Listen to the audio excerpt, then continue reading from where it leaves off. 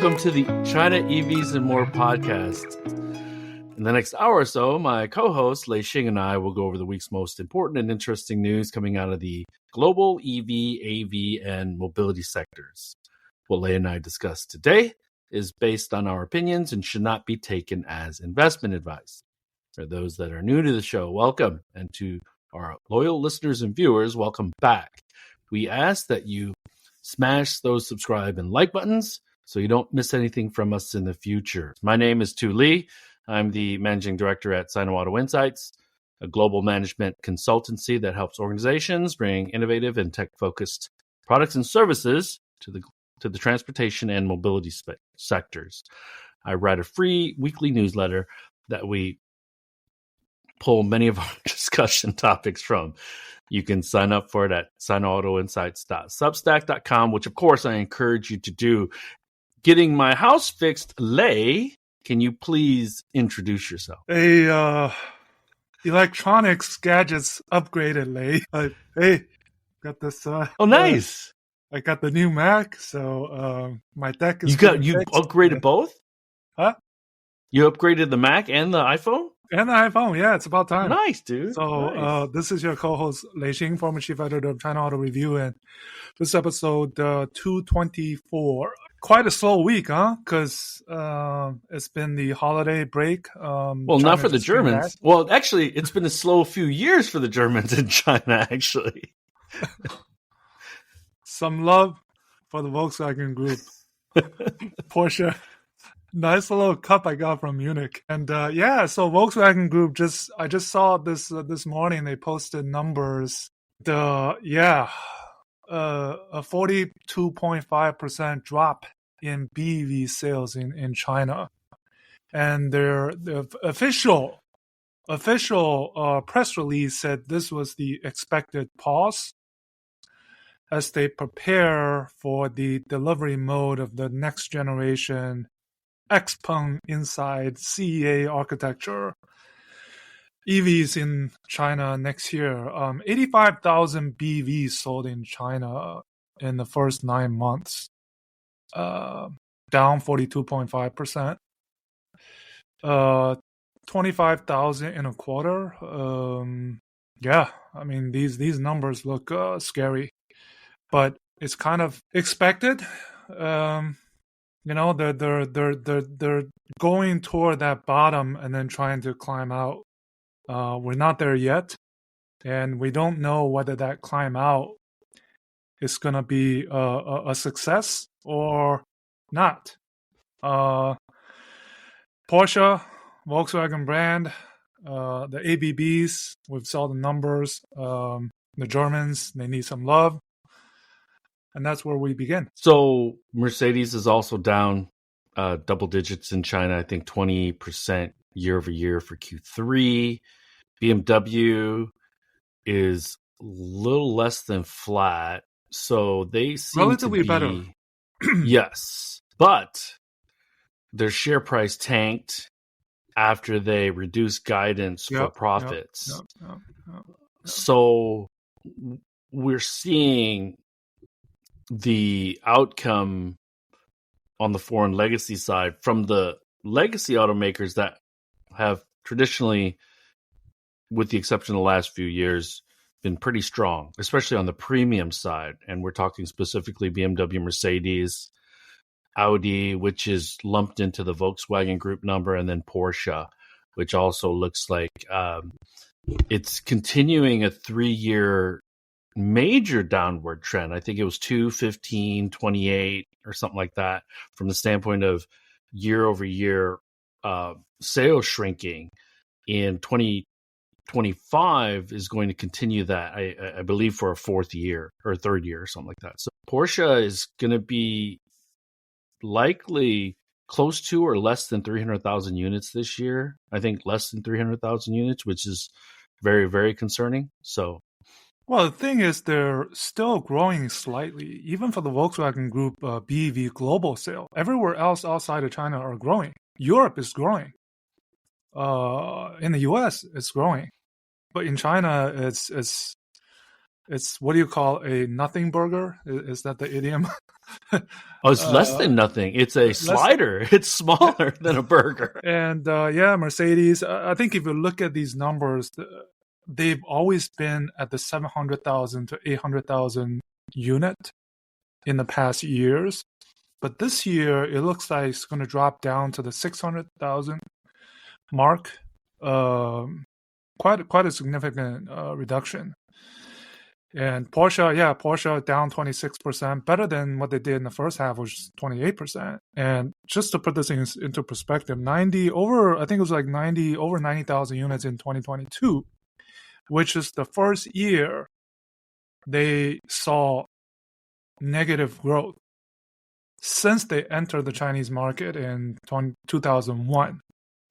And this year, they're probably going to be around 40-ish, which is more than a half drop compared to the 90 just 3 years ago, right? So it's, So their all-time sales high globally is around 320,000 units, with about, at its best, China being about 90,000 units. And it was the close United to 100,000. States, right? Yeah. And the United States also being about 30% of their sales, or North America, meaning the United States. So, what the interesting thing, when I was in China, Porsche opened up a pop-up in Shanghai. And they launched a even higher edition of the, I forget, it might have been the 911 or some other model, a higher trimmed edition costing a little bit more. I think they're doing other things rather than trying to improve sales. They know it's going to be down. Right-sizing the channel, right? 100 dealership was the target. All of these, Mercedes, BMW, Volkswagen Group, all of them, they have their next generation EVs launching, starting with the CLA, Mercedes CLA, which have been teasing recently ahead of the launch later this year, which will start their next kind of the product wave. But still question mark. I think it's also important to note that, with the exception of Porsche, Mercedes, BMW, Audi, they're high runners anyways. They all build domestically in China with their joint venture partner. So a lot of capacity is sitting idle in China right now.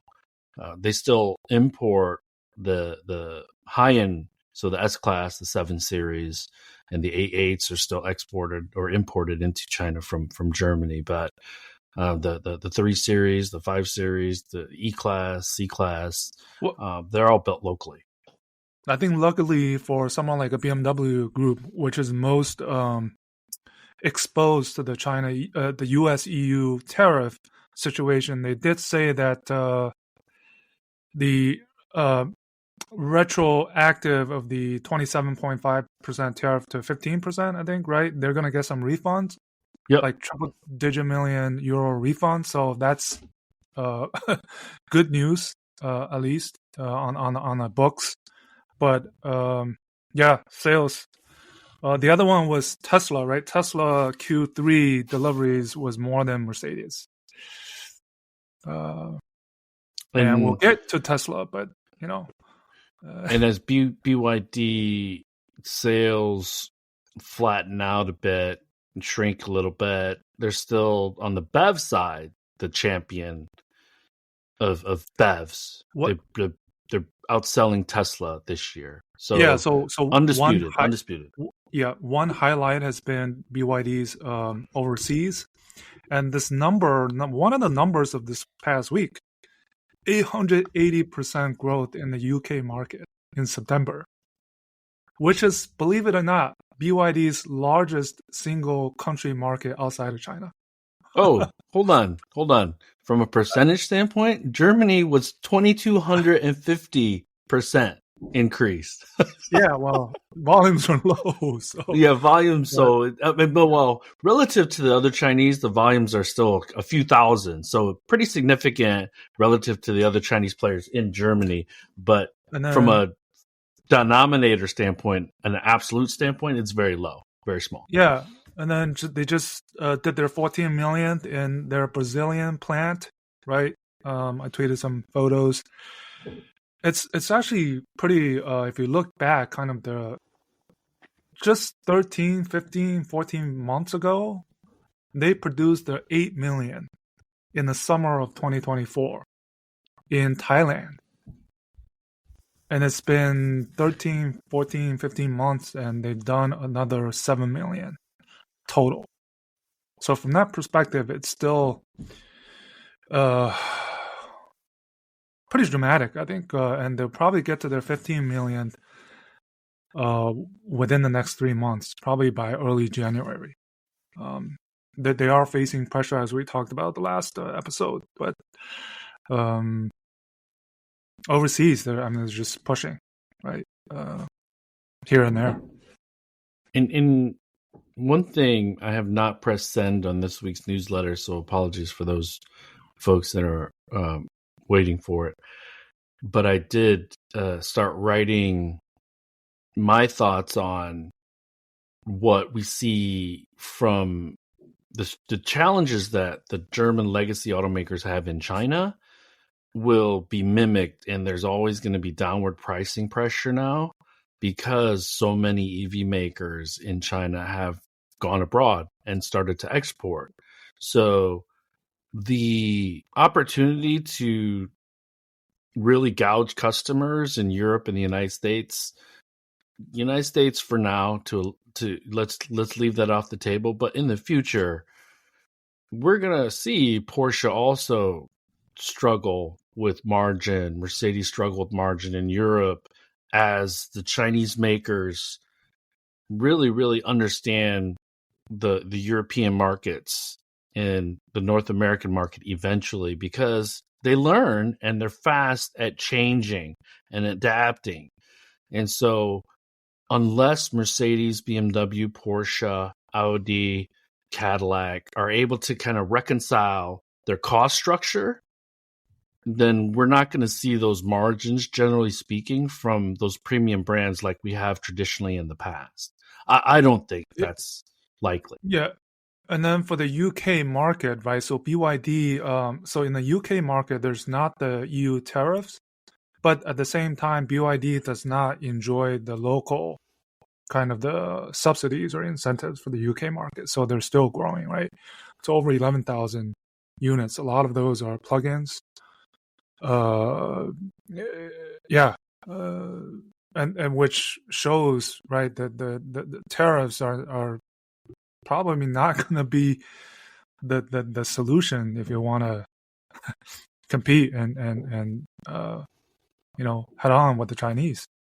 It's important to remember that the UK market does not have a large domestic automotive manufacturing presence anymore. They hand build Rolls Royces and Bentleys still, and Aston Martin. So they do own the high end still, at least for the British brands, the Rolls Royce again.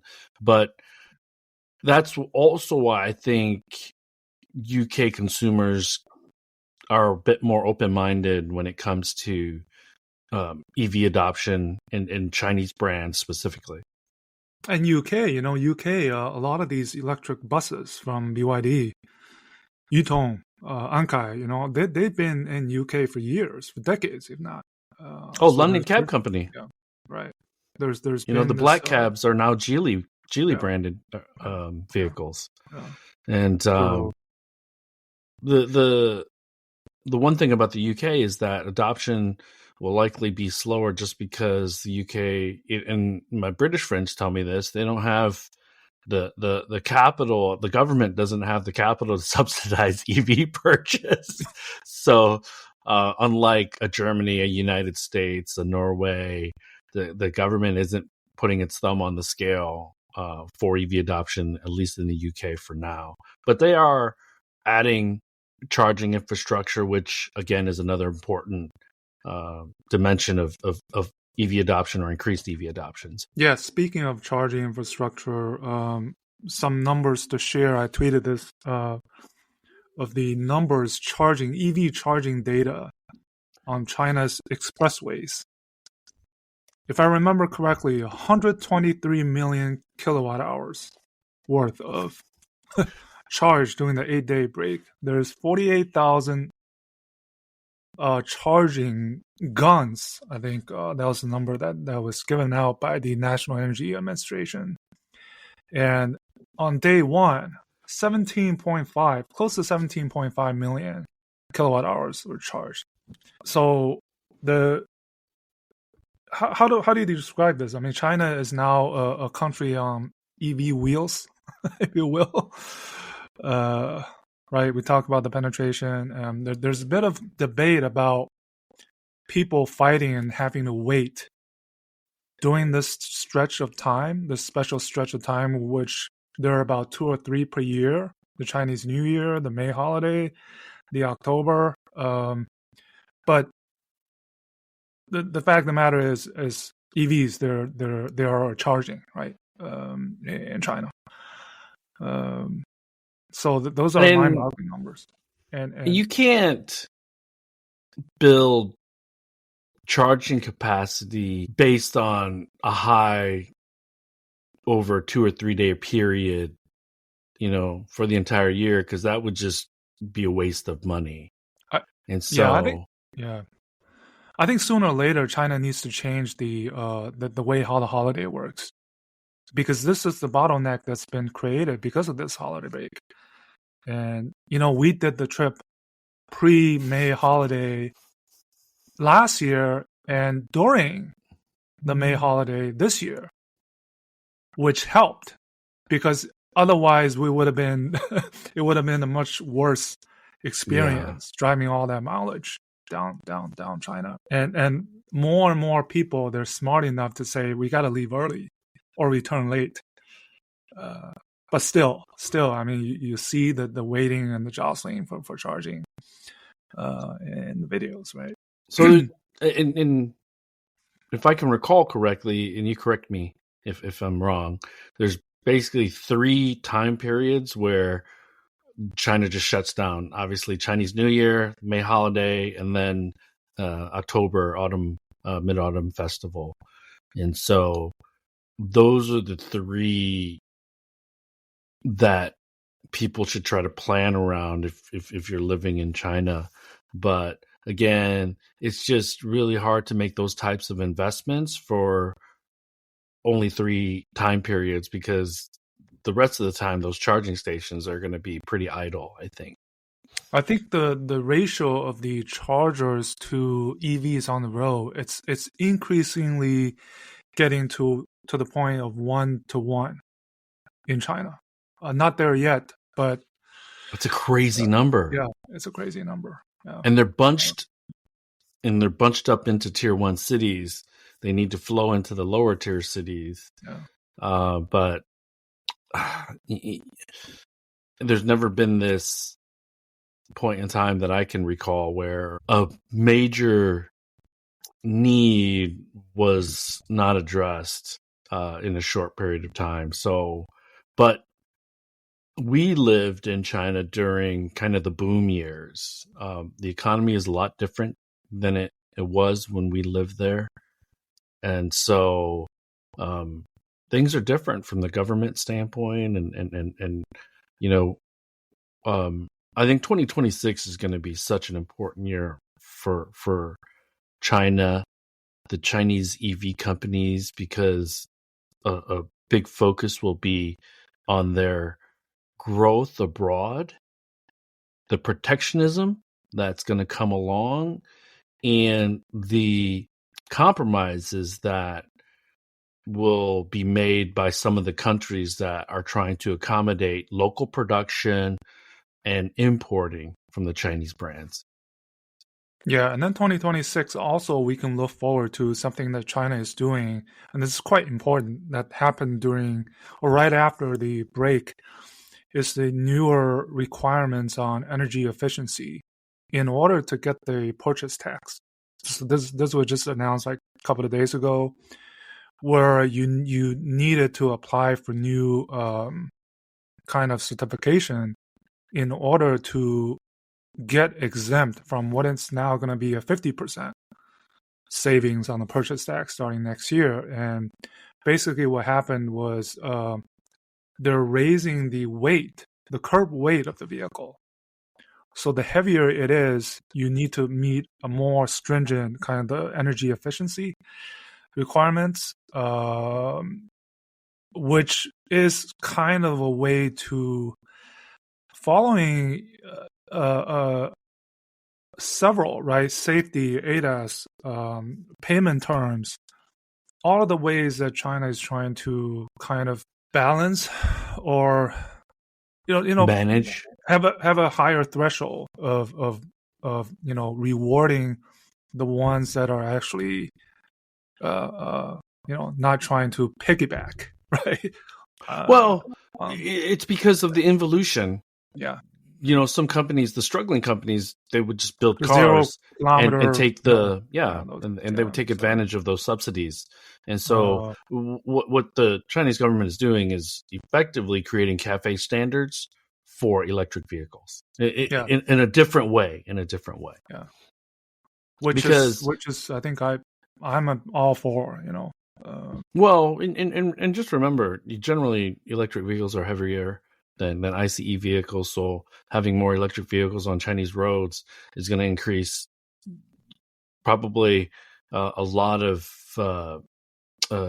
let's say stress and durability of the roads, the Chinese roads. Yeah, and I think also the numbers that we shared about the electricity charge during the holiday break also shows kind of the Chinese consumer habits of, it's part of the maturity of EVs and the infrastructure themselves, but also consumption habits of, would you say that will be a frugal way of spending during the holidays by driving your EVs to other parts of China rather than using another? There could be some factor involved in that, I think, because we don't have the full data yet for kind of the consumption spending during the 8-day break. But definitely the Chinese are heading out more, right? But are they spending more? A question mark, right? So that's actually, anecdotally, friend of the show, Evelyn Chung, who is a journalist for CNBC, she had spoken with some hostel owners or hotel owners in some of the lower tier cities, and it seems like they aren't spending as much for this holiday. So we're seeing the economy biting a little bit on the consumption side. And this is where the Chinese government is really trying to figure out what the right balance is, right? Because they want to become a consumption economy, but if Chinese consumers are afraid to buy, then they need to continue to be an export and manufacturing economy, which doesn't really help them for the future.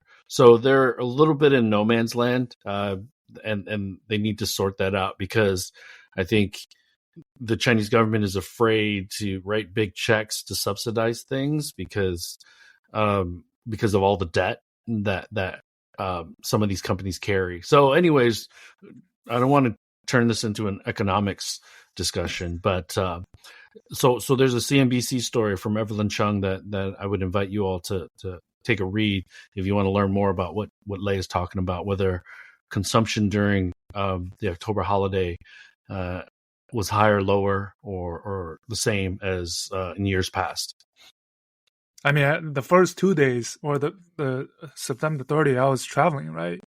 I went to Shanghai for the Zeekr, and then I went to Shenzhen to see my parents. I mean, I saw some of the road actions on the expressways. The airports were humming. I mean, October 1st and September 30th, leaving Shenzhen and going to Beijing. Lots and lots of people. But, Let me ask you this. Thoughts on the Decontented Model 3 and Model Y that launched this week? I call it a brick city because going into...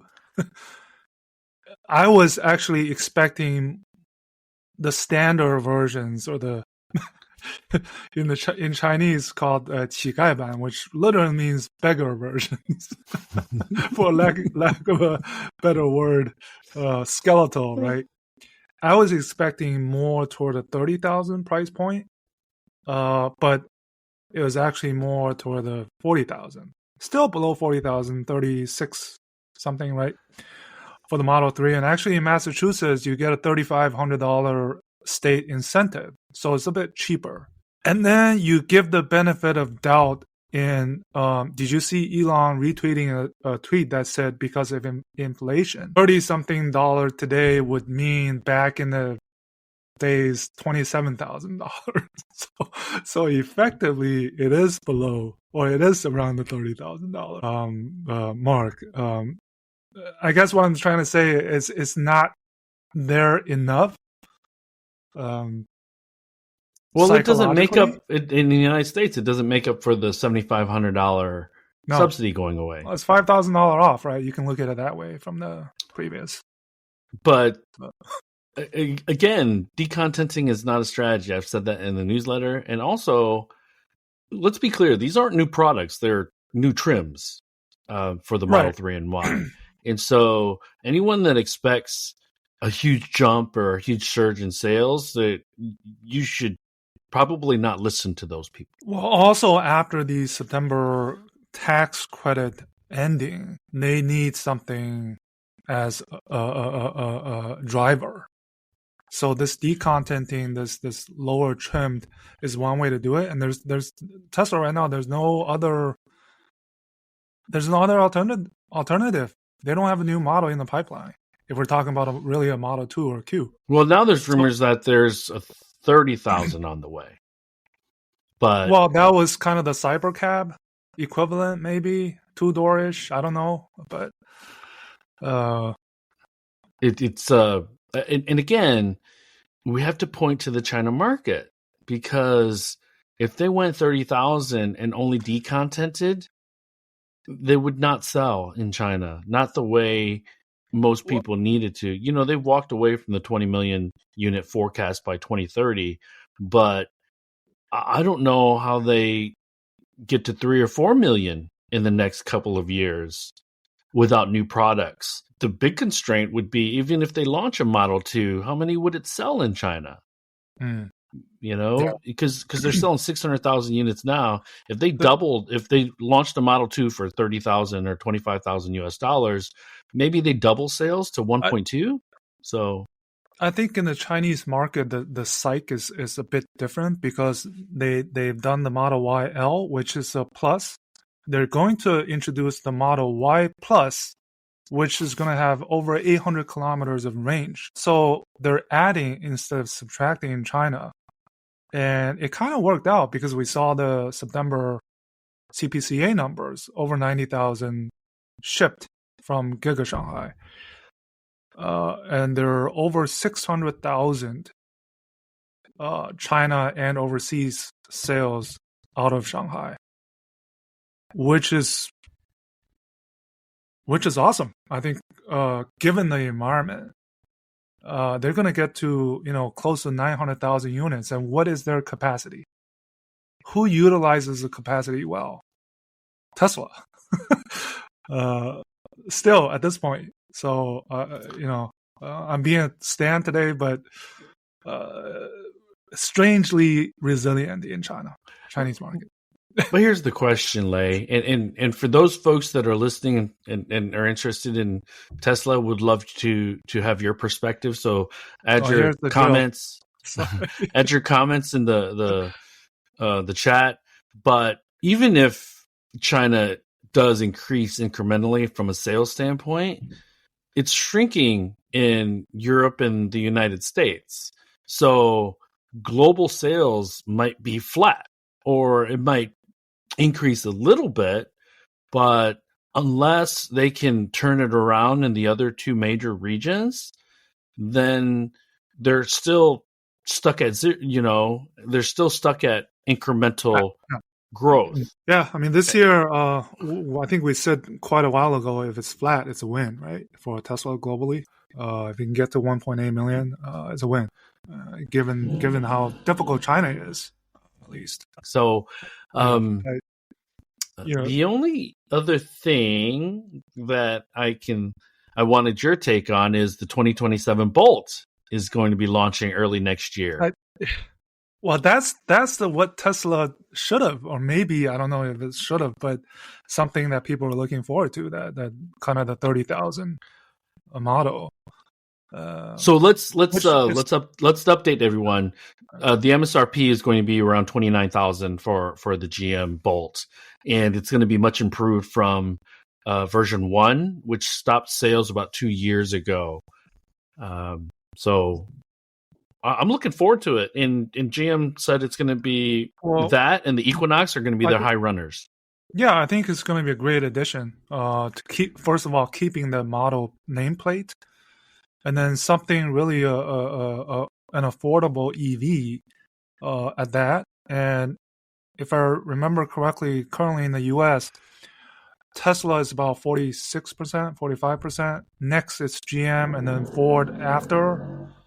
Maybe Hyundai, Kia in fourth place. It's going to help, right? It's going to help GM to eat into Tesla, definitely, I think. But we still need to see charging infrastructure investment continue in the United States, which could be a political thing. So maybe blue states have more charging infrastructure than red states, which is not going to be good for overall EV adoption in the United States. Well, at least all of them, they're able to charge at the NACS adapters, right? Or the chargers and Tesla. Right. So that's a plus. Which puts money in Tesla's pocket. So. Yeah. So, but yeah. So anyways, hey, everyone, this week is the battery show. I did not go to the battery show this year. I was told that it's not as good as last year, and our friend Steve Levine did not go either because he blew his budget on going to Munich. He told us, which I believe was a better call, anyways. Yeah, I think he learned a lot. I think he got to meet a lot of people, and I don't think he has any regrets for going to Munich, and he got to hang out with us. So, yeah.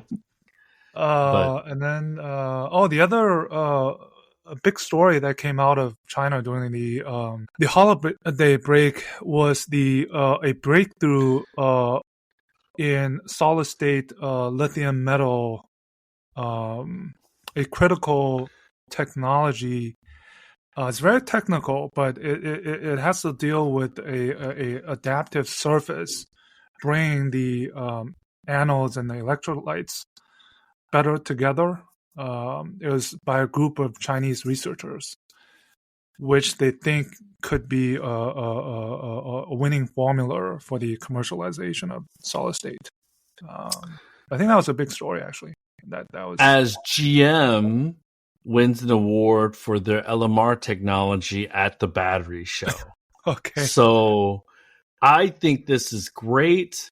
I do believe that GM and Ford should have a really, really, really heart-to-heart conversation about their competing LMR technologies to try to save money and do some joint research and development in order to not only save money, but try to get to market quicker. So it's upon reflection a little bit, the United States is waking up. Some of the legacies are waking up. Volkswagen seems to be still very, very slow because if we think about the Bolt, I mean, they're launching it in production early next year. So the MEB Plus is launching next year, but not until late next year, I believe. And by middle of next year, 2026, hopefully we'll have seen the R2, the Baby Gravity, the Bolt, some other. I'm waiting, very much looking forward to the R2, because R2 to me would be something like a Neo in the US, right? It's I like the CEO, I like their products. It's different from everyone else. So I wish it could have been a Chinese brand that I could buy, but not yet. Well, I'm definitely keen to kick the tires on the R2. I really like the R1. I think it's overpriced, but I really do like the R1. So let's do this. Let's jump to questions unless you have anything else, Lei. One more thing I would add is this will be interesting to you. Lyft, NVIDIA, and TensorAuto, remember that name?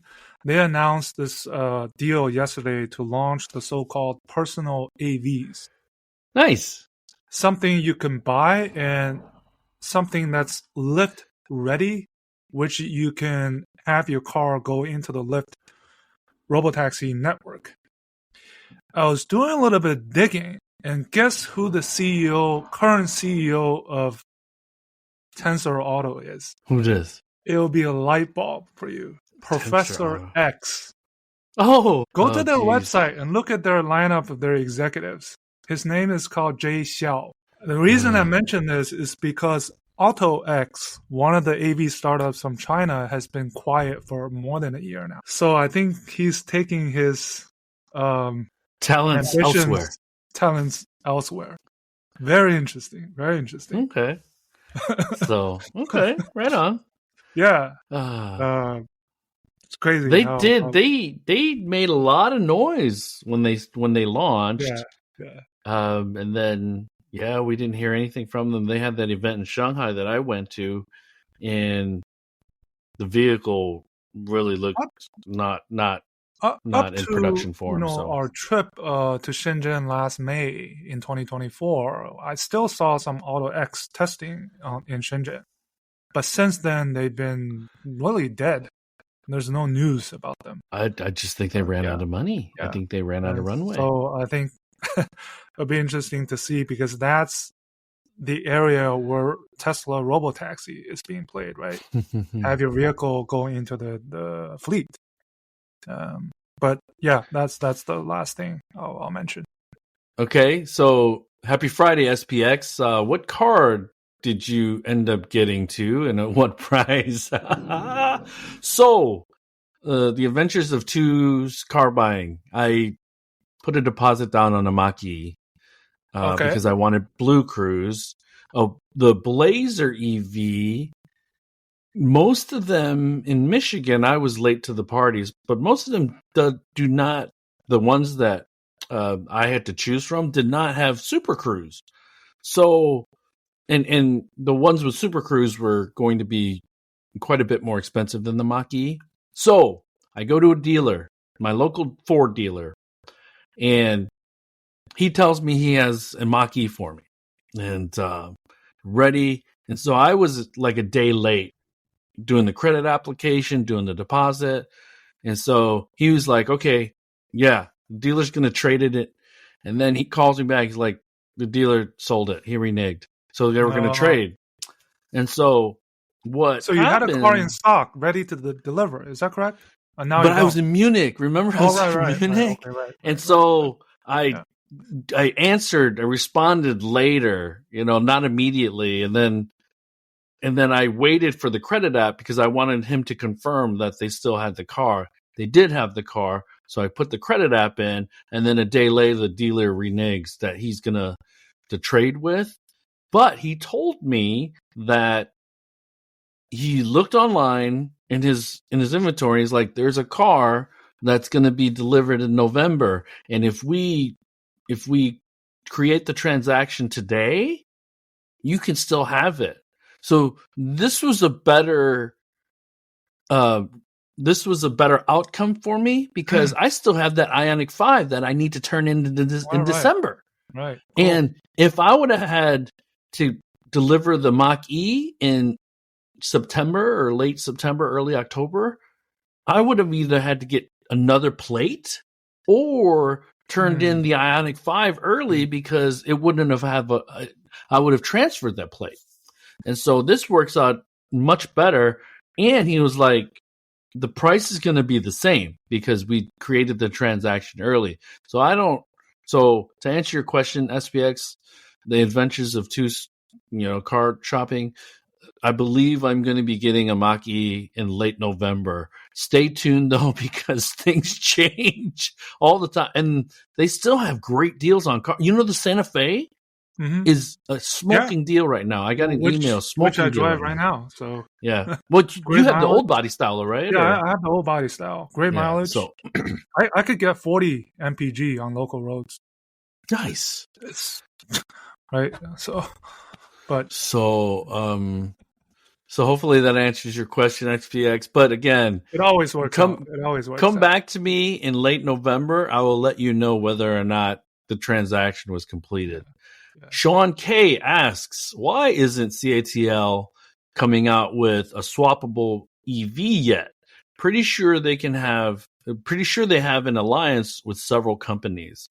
So Sean, they do have swapping stations. They're called Choco swap stations. I don't believe they want to get into the EV manufacturing space. They want to be the picks and shovel people, and I think that their customers or their OEM customers would not be very happy with them because they're straddling that line already because they have investments in Avatar and a few other EV startups. So Avatar is not an EV startup, but it's a new brand. So I think that's a tough sell for CATL to get into EV manufacturing. So what do you think, two things come to mind. First of all, they do have these several OEMs and models already in operation, at least in the fleets, that utilize their current battery swap network, right?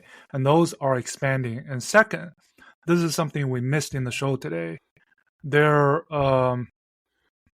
skateboard subsidiary, which I visited, remember back in April in Shanghai, I actually drove that during the press event. Chassis. They had their first capital raise yesterday. I forget the amount, but think of it this way: that do you remember what the name of that subsidiary is? It's called 时代智能, which literally means times start. Because Ningde 时代 is the Chinese name, so they use part of the name for the subsidiary. It's based outside of Shanghai, very far, next to Giga Shanghai, actually. So think of it as not an OEM, but CATL is not exclusively a battery supplier. Just think of it that way. But they're not an OEM. But I'm sure there are lots of things on tap for them. With this skateboard chassis, I think it's already in the second generation already, which they showed in Shanghai. And right, they do their own e-motors. So watch out. I don't know. I mean, never say never, but at this point, it doesn't look like they want to be an OEM. So that's just like Huawei doesn't want to be an OEM, but they want to control everything. In the same bucket. It's very murky. It's very blurred of what a battery supplier is supposed to do and not supposed to do. They want to work behind the scenes, but control things. Yeah. So Sean K writes, NIO's head of NWM and AI are leaving the company, but is NIO becoming more ruthless and just firing people without any result? Left and right? Any information on the new Gen 5 battery swap station? There's been several shuffles of the past few days. Yeah. We said it was slow, but actually it was, in retrospect, it was not slow. XPeng, NIO, I think one or two others had quite a few shuffles of autonomous driving executives. I don't see it significant enough to warrant people come and go, and I don't see it as a big issue for any of these companies. XPeng, right? I think one of their leaders in the autonomous driving division left. I mean, Wu Xinzhou, he left a few years ago to go to NVIDIA. Still a close ally. Yeah, So. these are very common things. I don't really look at them as worrisome. The 5th gen battery, I just saw a tweet from, I think it was Arthur Shen. Right around Christmas time, they will have one up at their headquarters, and right around the Chinese New Year time, I think all the new ones that will be built will be 5th gen. Gen 5. Gen 5. And yeah, I think we're seeing the end of rollout of the Gen 4s toward the end of this year. And they're going to push into the 100 kilowatt hour standard pack. Yeah, so which is another reflection of this speed that things are iterating. Yeah. Felix is tuning in. What's up, Felix? Felix had a nice long trip in China. Yeah. So, Sean K, any information? Okay, he asked that twice. So, anyways, that's all we have. Blub says Neo is a good topic. So we just talked about Neo. So thanks, Blub. And I don't have anything else. Over 1 million swaps total in the 8 days in their network. It's pretty amazing. Oh, wow, man. I don't miss. Those are the things I don't miss. Like going to the Great Wall when it's like just crazy packed is not fun. You know, going to Tiananmen, going to Forbidden City. You know, you avoid those places obviously during the tourist times. Yeah. Felix says Yunnan was so pretty and kind. Yes. Oh yeah. I mean, you know why, Felix? It's because it's close to Vietnam, dude. So, everyone, have a good weekend, and we will talk with you all next week. So. Yep, same time. All right, everyone, have a good weekend. Bye-bye. That brings us to the end of this week's show. Lei and I thank you for tuning in. My name is Tu Lee, and you can find me on Twitter at Sino Auto Insight. That's SinoAutoInsight. You can find Lei on Twitter at LeiXing77. That's LEIXING77. If you wouldn't mind rating and or reviewing us on Apple Podcasts, Spotify, or wherever you grab your podcast from, we'd appreciate that as well. Even better, if you enjoy this show, please tell your friends about it. Please join us again next week as we track down all the latest news on China, EVs, and more.